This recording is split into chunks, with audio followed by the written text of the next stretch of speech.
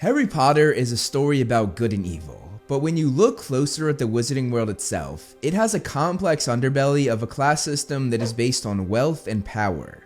This can be attained through fame, political prowess, riches, or heritage. This is something I've always found interesting, so I decided to take an in-depth look at this part of the magical world. Consider this a sort of deep dive on the finer points of the series, which I honestly haven't seen many people talk about.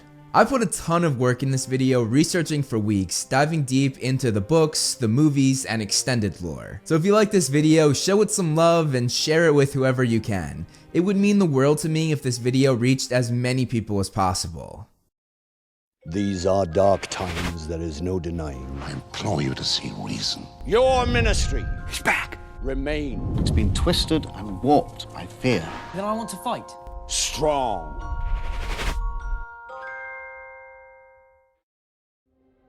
Now, to set up this video, there are several different kinds of families in the wizarding world. You have families who garnered wealth through fame, who I would label as new money. They're people who more recently popped out of the woodwork thanks to a modern day talent that made them famous. Then there are those who became notable through either politics or through groundbreaking achievements, and these are the people you would normally see on a chocolate frog card. And then you have families that I would classify as old money, which normally aligns with pureblood families.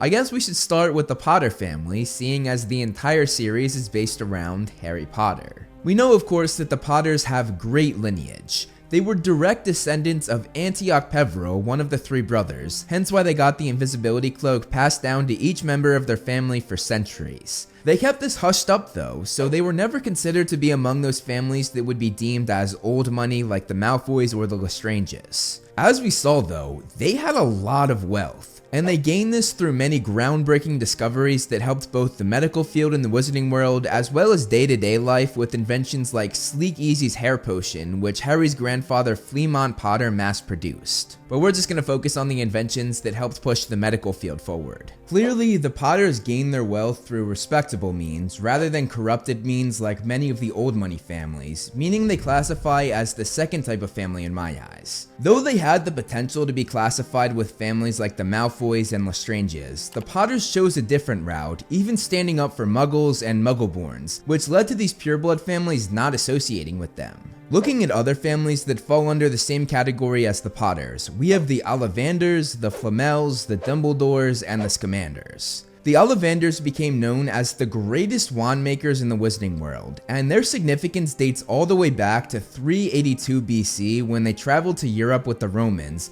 leading to them opening their wand shop, which revolutionized magical wands. The Ollivanders are actually among the so-called top families, as they were part of what's called the Sacred 28, a list created by a pureblood wizard named Cantankerous Knot, and this list is sort of the unofficial pureblood directory.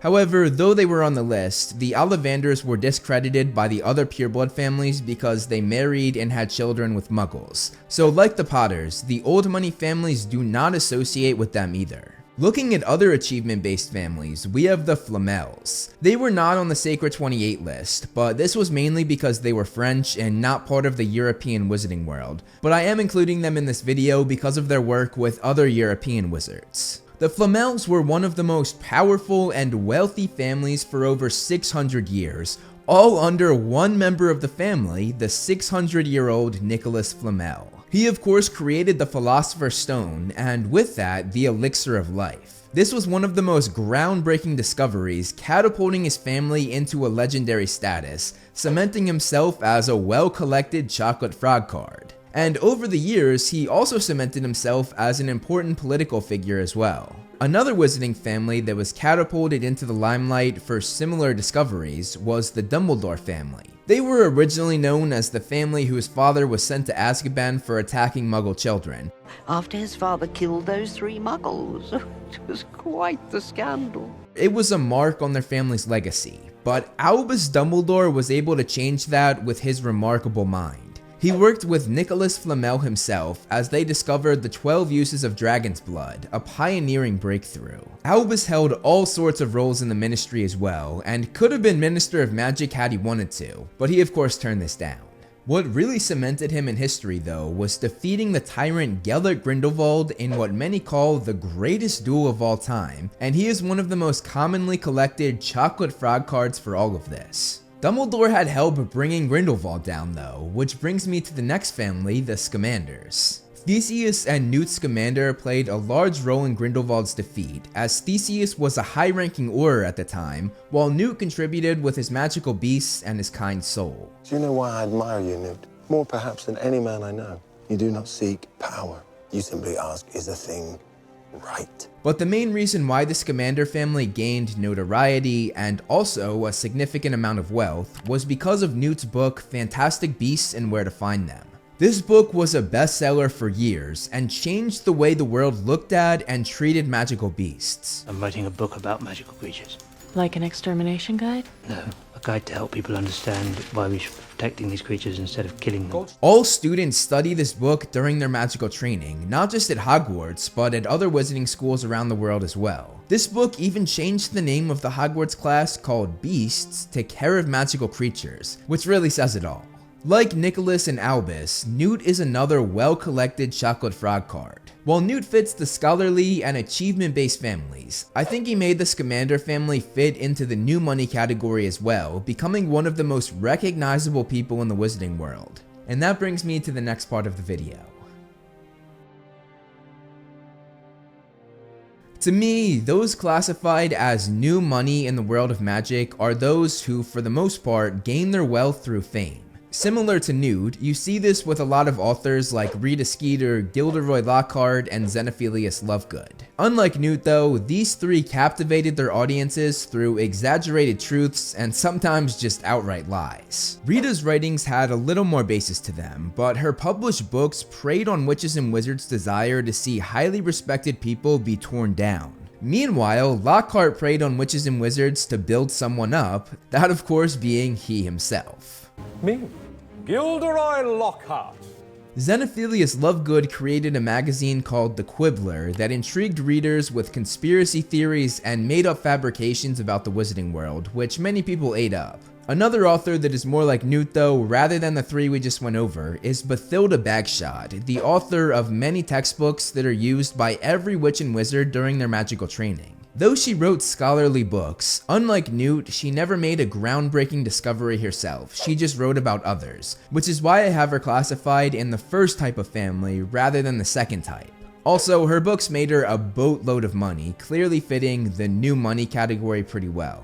All of these authors became very well known, very recognizable, and very wealthy. While they were all in the big league, there were also many other well-known and very respected reporters for the Daily Prophet who made a lot of money doing what they do. The wizarding world became loyal to them in a lot of ways, waking up every morning to read their favorite writers' columns. And one person who eventually took this on was Ginny Weasley, who wrote a sports column.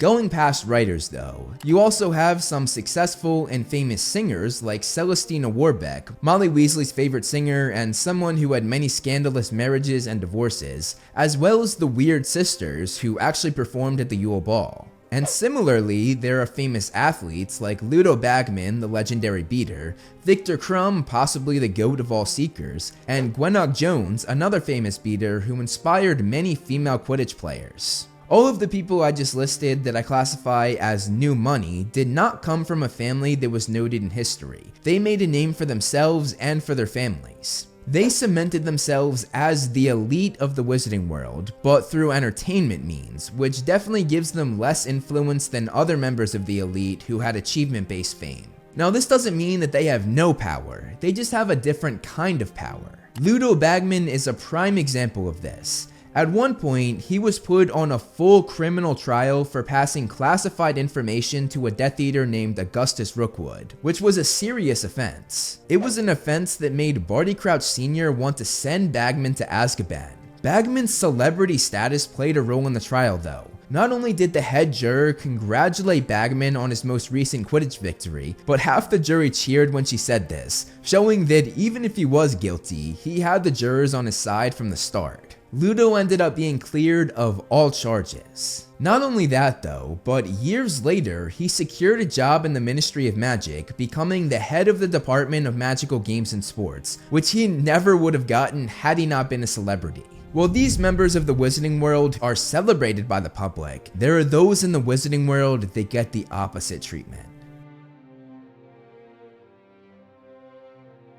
Mistreatment in the Wizarding World is a common thing. We see this with Muggleborns, even having a derogatory word to describe them, mudblood, referring to the dirty blood they have in their veins from the Muggle that conceived them. You filthy little mudblood. However, Muggleborns are only shunned and mistreated by a handful of witches and wizards, almost all of whom come from old money. What Muggleborns go through is nothing compared to what others in the Wizarding World do, and this really shows the flaws of the government and the class system.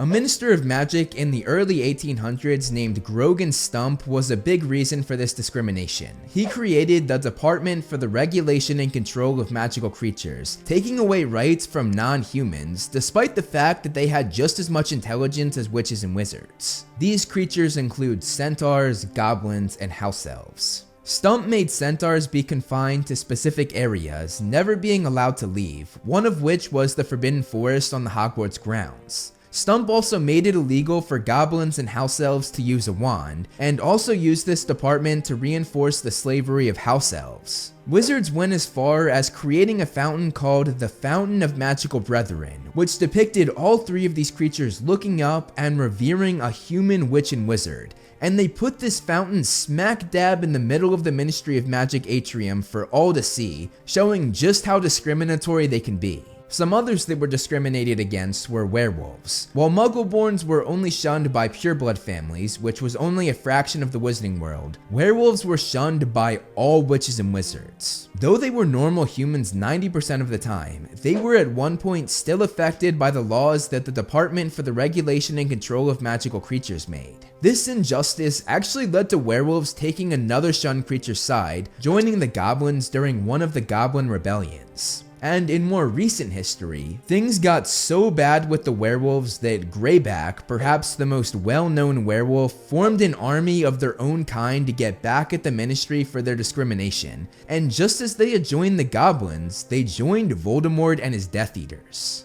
Focusing on goblins, they're an interesting example because though they're seen as part of the lowest class, hence the statue, witches and wizards rely on them maybe more than anybody else in the Wizarding World. This is because the goblins not only control their money, but also make it. This was a genius plan that was put into place by a goblin named Gringotts in the early 1400s. The power that this gave the goblins, on top of their intelligence that was all but dismissed by the humans, made them be an unexpected challenger to witches and wizards. In the 1500s, the Wizengamot was formed, which was the high court of law and parliament for the Wizarding World. The humans made a mistake by leaving the goblins out of this, which led to the goblins striking back. The first Goblin Rebellion then ensued, and this would not be the only time that they did this. There was also a second Goblin Rebellion, which, as mentioned earlier, saw the werewolves joining the goblin side. This one lasted much longer, leading to much more bloodshed. And there was a third Goblin Rebellion covered in the game Hogwarts Legacy as well, showing just how much of a threat the goblins were to the humans.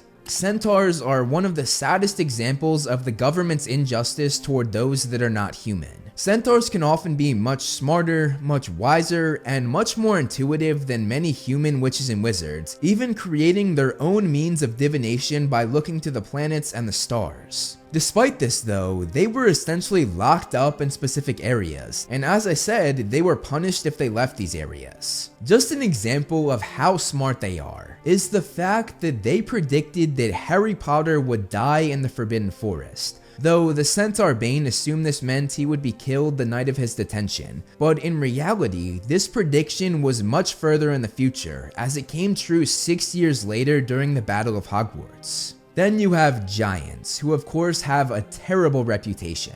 They were probably, from a physical standpoint, the most dangerous creatures that the humans faced. At one point in time, they were plentiful in the world, residing in over 100 different tribes. They went on Muggle killing sprees several times, and were one of the most ruthless contributors to the First Wizarding War. This led to their very quick downfall though. Witches and wizards killed as many as they could until they were close to extinction. The very few that weren't killed were then banished to the mountains. The Ministry, and honestly the whole Wizarding world, stereotyped all giants as evil and dangerous, and this led to discrimination against those that were not actually like this. The two half-giants, Rubeus Hagrid and Olympe Maxime, fell victim to this stereotype and were mistreated because of it. The Minister of Magic himself accused Maxime of Barty Crouch Sr.'s disappearance and possible murder, simply because she was a half-giant. As Dumbledore said though, Fudge was the one being prejudiced. Meanwhile, Hagrid was disgraced by the world when his bloodline was revealed in the Daily Prophet. This incident also connects someone I labeled as New Money, as Rita Skeeter took this opportunity to write a very successful but very harmful article in the Daily Prophet about Hagrid, showing that she will do whatever it takes to keep her pockets heavy and to continue her reputation as one of the top writers in the Wizarding world. All of these creatures, centaurs, goblins, house elves, werewolves, giants, and a few more that we didn't go over, are automatically placed in a lower class system simply because of what they are, showing just how flawed the magical government system can be.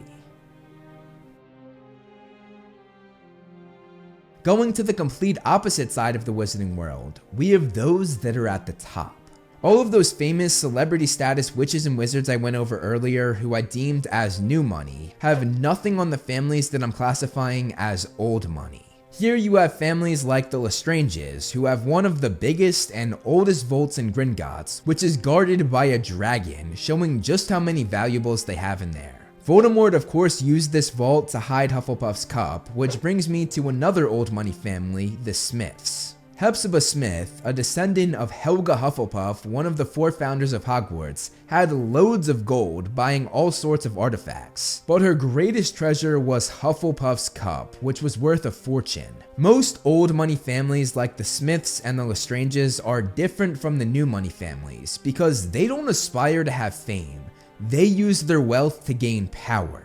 Some of them have good intentions, but a lot of them have bad intentions. I'm going to take you back to the Sacred 28, the list I mentioned earlier that, as I said, is sort of the unofficial pureblood family directory, naming the top 28 families. One family name that's on there is the Slughorns. Horace Slughorn certainly used his wealth and influence to gain power, but he's one of those on the list that had good intentions. He set many of his former students up for success, including Gwenog Jones, who we mentioned earlier. Gwenog Jones, captain of the Holyhead Harpies. Free tickets whenever I want them. Had it not been for Slughorn, she might not have made it as far as she did, or at least gotten an opportunity to prove what she could do. Slughorn also set many up to have important roles in the Ministry, using all of the connections he had. And the more people he helped out, the more connections he got, thus giving him a network of people that gave him a significant amount of influence. As I said though, he's one of the few on the Sacred 28 list that used their wealth and power for good things. There are others though.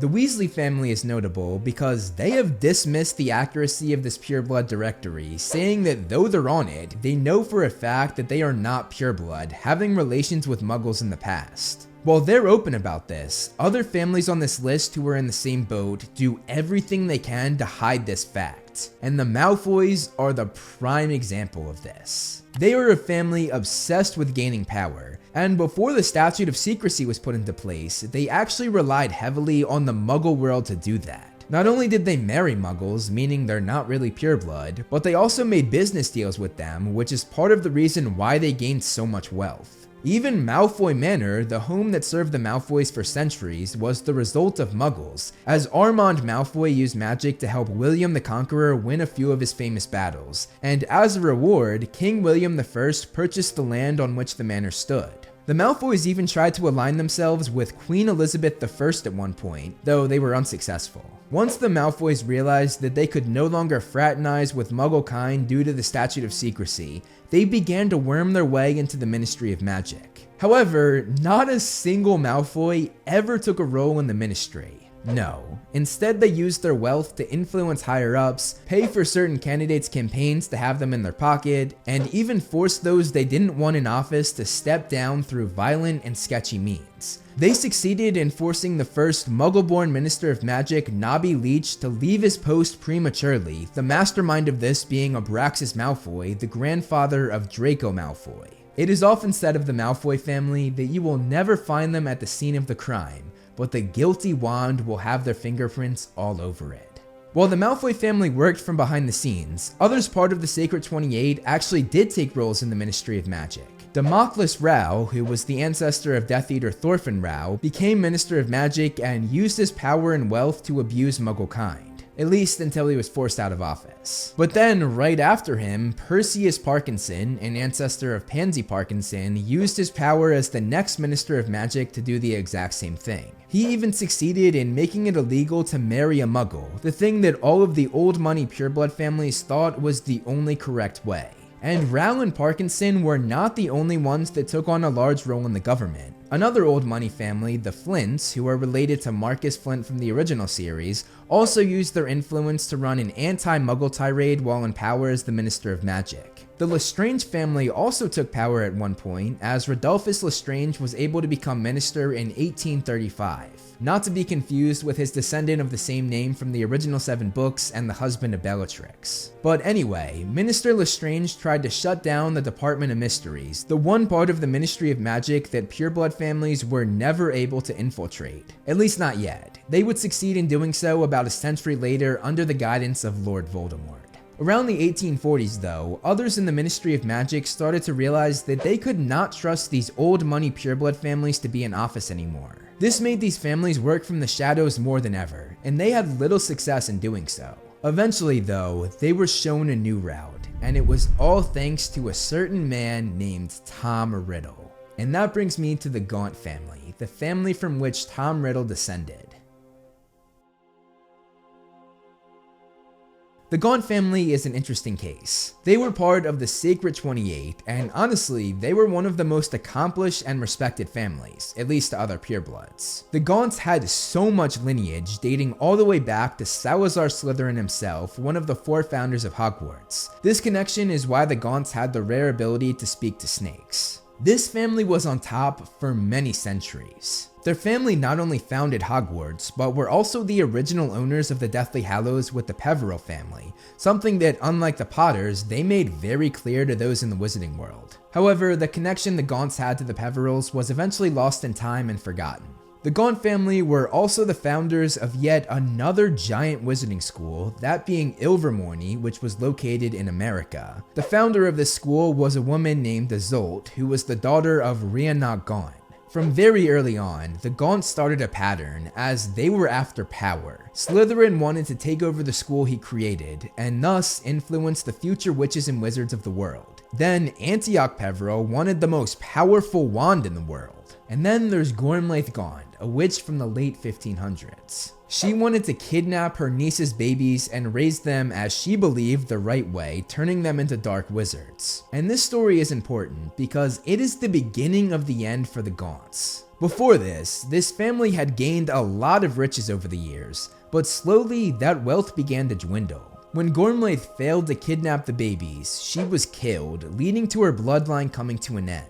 There was still Isolde, the niece of Gormlaith though. However, she married a Muggle, breaking the family's perfect bloodline, which I believe was the only true family who had no involvement with Muggles or Muggleborns before that. The evidence of this is how inbred they were. But anyway, Isolde had 4 children. One was a squib who assimilated into the Muggle world because of her lack of magic, and there's no record of her ever having kids. And the other 3 never had children either. This meant that the Gaunt bloodline ended there. However, unbeknownst to them, there was one other branch of the Gaunt family that was in Europe. This was Marvolo Gaunt and his 2 children, Merope and Morfin. The once prestigious Gaunt family only had 3 members left, and they were extremely inbred, had no money, lived in a shack, and only had 2 possessions to their name, Salazar Slytherin's locket and the Gaunt family ring, which unknown to them actually housed the Resurrection Stone, one of the 3 Deathly Hallows. Marvolo eventually passed on. Morfin died an old man, never having kids, and like Isolde, Merope ruined the Gaunt family lineage by marrying and having a son with a Muggle, thus bringing Tom Riddle, aka Lord Voldemort, into the world. And that gets us back on track.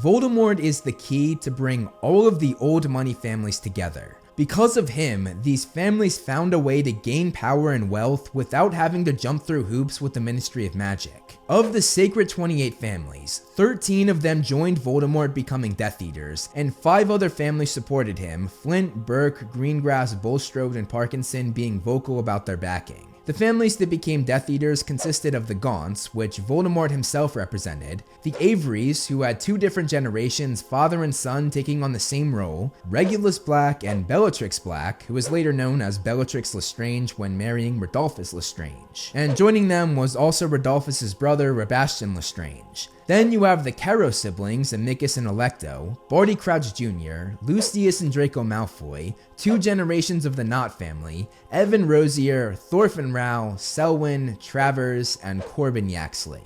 These pureblood families had found their ultimate source of power in Voldemort, and it brought out their true nature. For years, they had to hide their crimes when working their way around the Ministry, but now they no longer had to hide. This is why I think they were so loyal to Voldemort. He gave them an excuse to let out their dark sides, and they thrived in this position.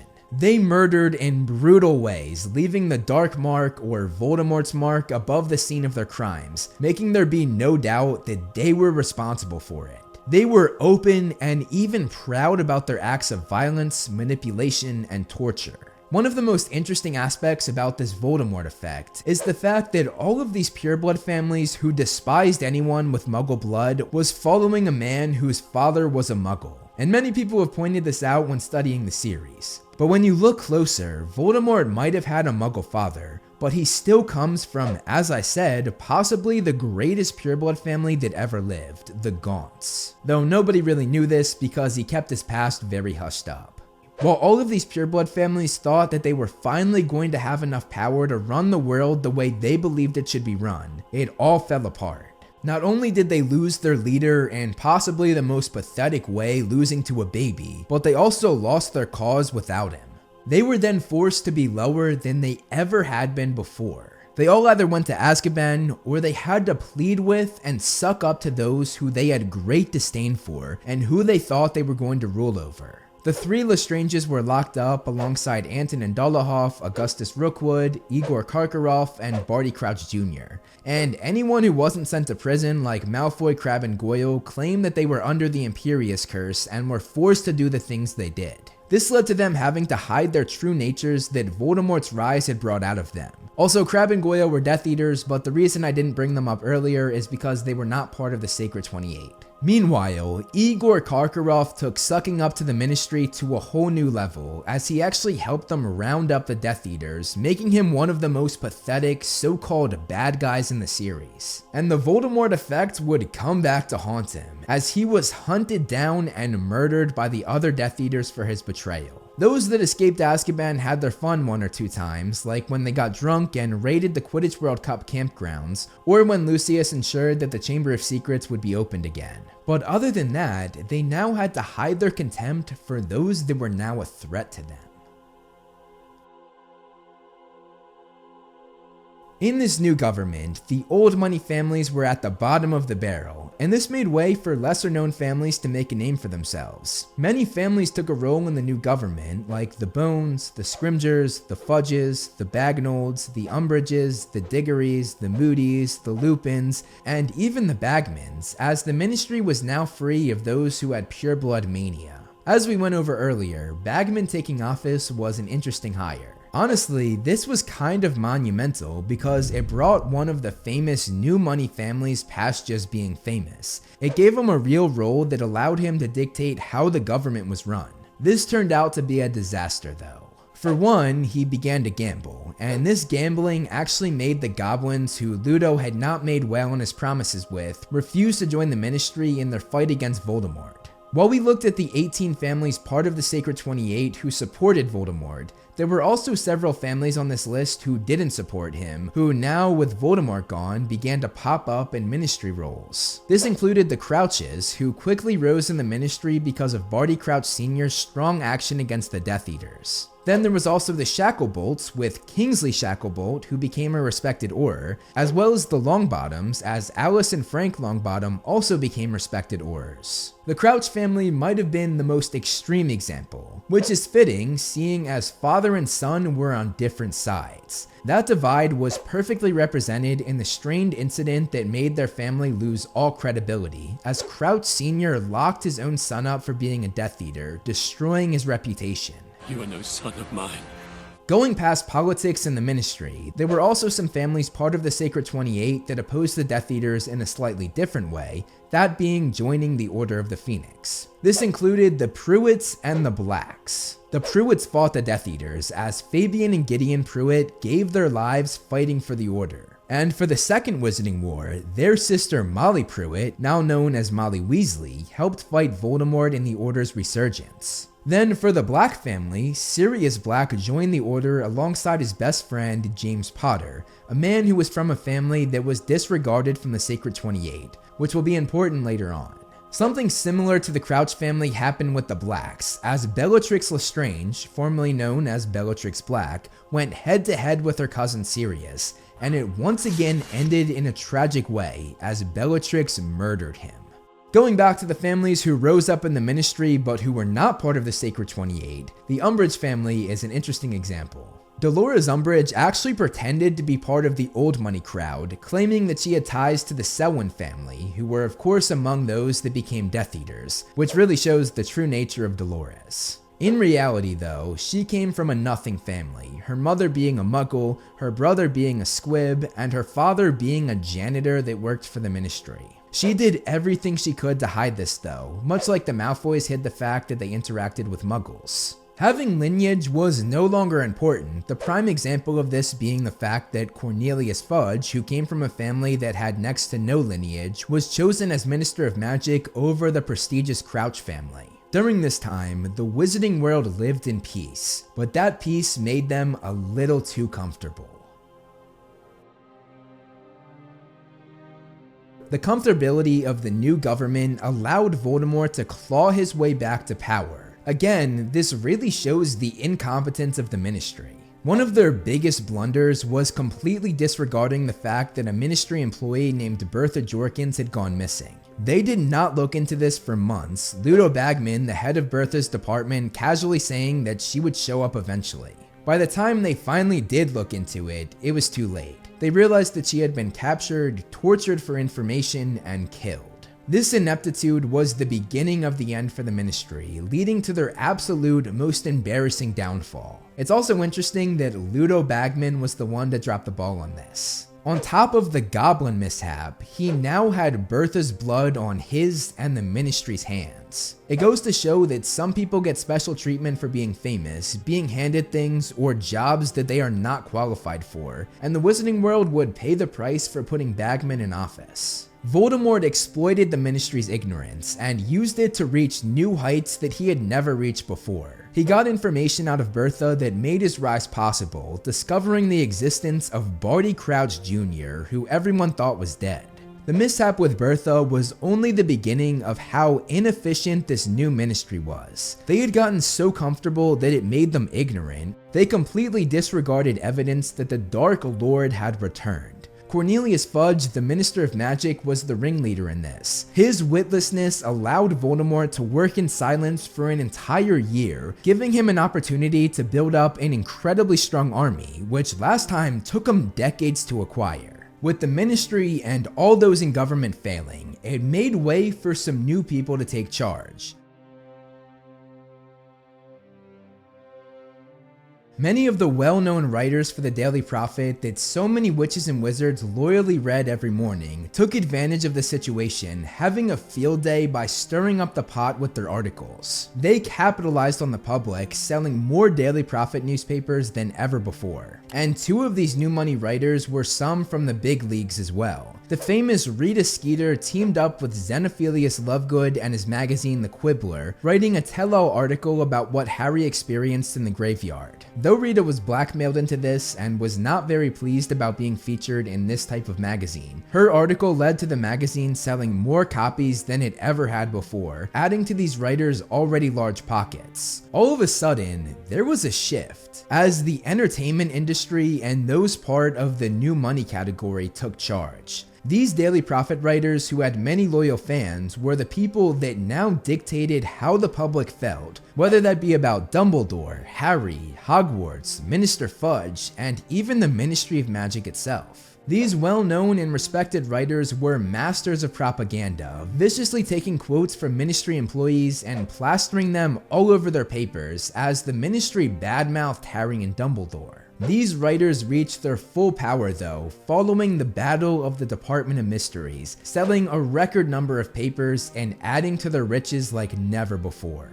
They released massive articles reporting that Voldemort was back and that some well-respected members of the Wizarding World like the Malfoys were disgraced and taken to Azkaban for being Death Eaters. They also slandered Minister Fudge harder than ever, completely turning the public against him and ultimately making him leave office. These writers also capitalized on Harry and Dumbledore, who they had made a fortune badmouthing for the last year, granted through ministry quotes, and they now started building them up as the silenced heroes to sell even more papers. And with their biggest bang of a story, they labeled Harry Potter as the Chosen One, featured front and center on the front page of the Daily Prophet. On top of that, these writers made even more money as they put the ministry on the hot seat. They had so much power that they dictated what the Ministry of Magic did next. Because of their articles and the influence they had on the Wizarding World, they replaced Fudge as Minister of Magic with his complete opposite, Rufus Scrimgeour,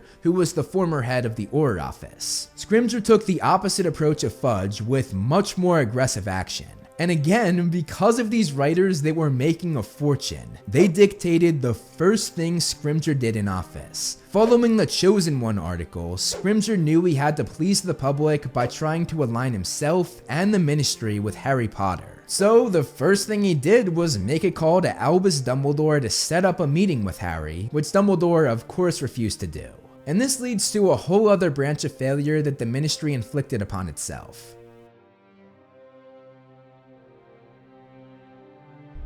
Your ministry remains strong. The ministry had dug themselves into a hole. They had badmouthed Harry and Dumbledore with quotes for the Daily Prophet for an entire year, labeled them as villains, and even sent an evil ministry employee to torture Harry both mentally and physically. When Scrimgeour finally got his meeting with Harry when ambushing him at the Burrow on Christmas, Harry refused to join, showing Scrimgeour the scar on his hand that Dolores Umbridge, a ministry employee that still worked there, had given to him. Harry also called him out for locking Stan Shunpike in Azkaban even though he knew he was not a Death Eater. They had been so influenced by the Daily Prophet writers that they locked up an innocent man just to make it seem as though they were doing something. The ministry became desperate. So desperate in fact that they began to suck up to both Harry and Dumbledore, the people they deemed as their enemies for the past year. This perfectly parallels the events that took place when the new government was formed. Following Voldemort's demise, his desperate followers had to suck up to the ministry, the people they had been going after, and now the ministry had to suck up to Harry and Dumbledore, the people they had been going after. It's sort of poetic justice. Things had come full circle, and just like the Death Eaters, the ministry went from the top to the bottom of the barrel. Voldemort's tirade became more and more pronounced, and it looked as though Voldemort would bring these old money families what they always wanted: to rule. Voldemort got farther than he ever had before, actually being able to take over the Ministry of Magic himself, something that the pureblood families had been trying to do for centuries, but from the shadows. Voldemort took them out of those shadows and shone a light on them, which was fine by them, thinking that they had done it. They had finally won. It didn't matter if they were broadcast to the world anymore. However, just as the ministry got too comfortable, Voldemort himself fell into the same trap. He thought he had all but won, especially when he had orchestrated both Harry and Dumbledore's deaths. He even gave the other good guys an ultimatum, saying to join him or die. However, let's take a look back at the family we started this video with, the Potters. They were a family who probably could have been on the Sacred 28 list, but weren't. This means that the family these purebloods refused to associate with was the family that thwarted their plans. And now, because Voldemort had shone a light on these Death Eaters, there was no going back for them. They were all either killed or locked up for good this time. All except for the Malfoys, that is. So how did the class system and the government end up after the war?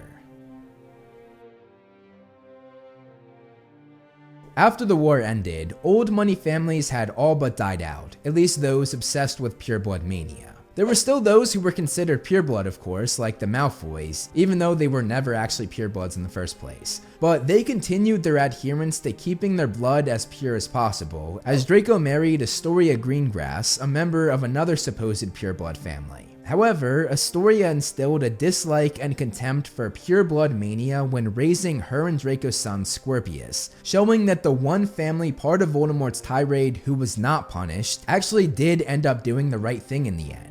The Gaunt family had finally come to an end with Voldemort's death after so many years of rich lineage. But perhaps the most notable family following the war was the Potters. They had wealth through groundbreaking achievements and were even featured on chocolate frog cards. Then they had old money thanks to Sirius leaving Harry the Black family fortune in his will when he died. And on top of that, they had roles in the government as Harry became the head of the Auror office. And they had fame as well as new money thanks to Ginny Potter, who became a famous professional Quidditch player and after that a successful sports writer. The Weasleys are also notable as Ron married Hermione, a Muggle-born, officially making people say that they were no longer pureblood, even if that was the case from the start, as they said that the Sacred 28 was not accurate because they had relations with Muggles. As for the Wizarding World's entertainment and celebrity status, many of the new money celebrities stuck around.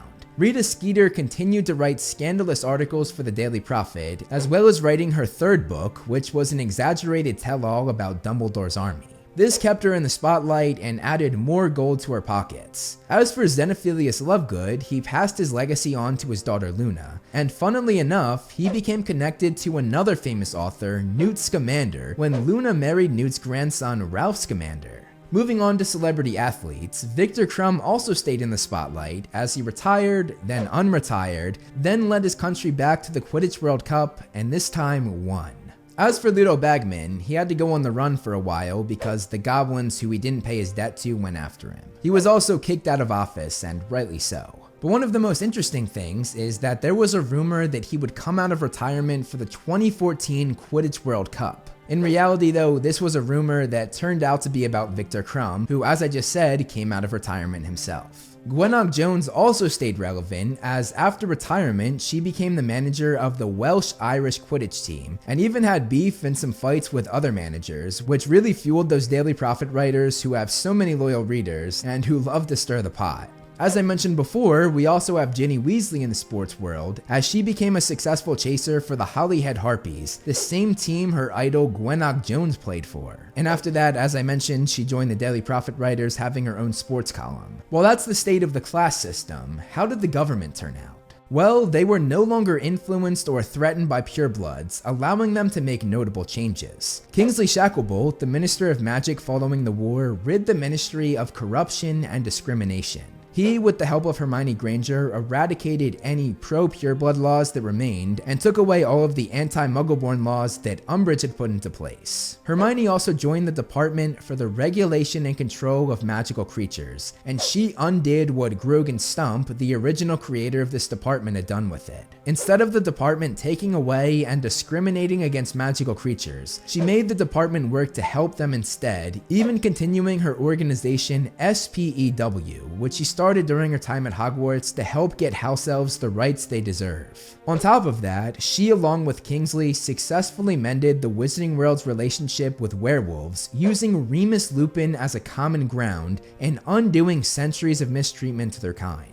With Hermione and Kingsley's hard work, it all but got rid of discrimination toward those that had been oppressed for centuries. In light of these transformations, it's evident that the key to a thriving Wizarding World was the demolition of the old biases and the presence of a visionary and effective government. By dismantling the pureblood mania and addressing the injustices inflicted upon magical creatures, the new Ministry of Magic didn't just correct past wrongs, they laid the foundation for a more inclusive and honorable society.